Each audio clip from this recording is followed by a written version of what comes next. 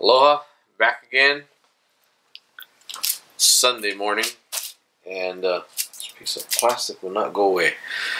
We are going to be reassembling this motorcycle this morning, so I'm just prepping some of this stuff before we get too far ahead, I guess. So the next thing is we're going to be putting this front end on this bike. So we've changed it. The old front end that came off of it was a Springer front end that had no front brake assembly. Well, this one I got out of my storage shed, which has a front brake assembly already on it, and this is one of the reasons why you keep stuff around. You never know when you're going to use it, and right now we're going to use it in this build. So it's going to drastically change the look of this bike, and probably the ride.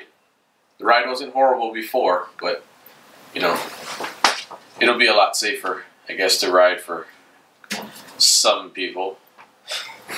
Anyway, here we go. So what are you doing? I was just taking some of this sheathing off the wires that we cut, and we're gonna resplice. When I put the motor in here, I'm not gonna have a lot of room, so I just wanted to cut some of that away.